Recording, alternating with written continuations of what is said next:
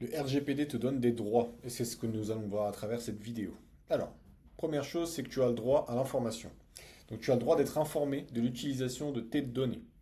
Chaque responsable de traitement est dans l'obligation de t'informer sur les données qu'il collecte te concernant.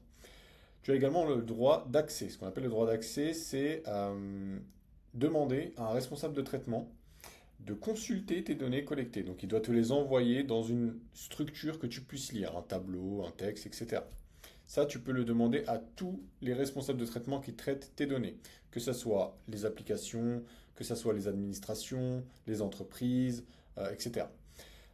Tu as aussi le droit à l'effacement, donc c'est demander la suppression de tes données, sauf, ça c'est dans des cas particuliers. Le droit à l'effacement n'est pas systématique. Je te donne un exemple. Si tu contactes les autorités fiscales, donc les impôts, et que tu demandes à supprimer tes données, ils vont refuser. Donc le droit à l'effacement, c'est pas systématique, mais tu as le droit de le demander.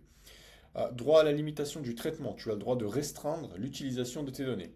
Je te donne un exemple. Si tu demandes à rectifier ton prénom parce qu'il y a une faute, tu as le droit de limiter le traitement tant que cette rectification n'est pas réalisée. Ok. Tu as le droit à la portabilité de tes données, donc obtenir et réutiliser tes données pour les envoyer à un autre responsable de traitement. On connaît tous le cas des opérateurs téléphoniques qui effectuent une portabilité de votre numéro de téléphone lorsque vous souhaitez le conserver, donc lorsque vous passez d'un opérateur téléphonique à un autre.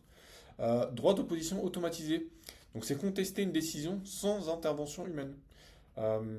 C'est ce qui concerne tous les algorithmes, toutes les décisions prises par une IA. Si vous vous rendez compte que vous avez reçu une décision qui a été prise automatiquement, vous avez le droit à demander à ce qu'elle se fasse revoir cette décision par un humain. Droit d'opposition, donc vous vous opposez à un traitement de données. Pareil, ça c'est pas systématique.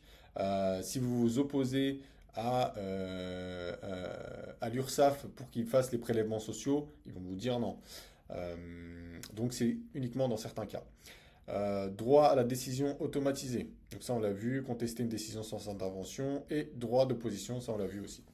Voilà pour tous les droits. Si vous avez des questions, n'hésitez pas.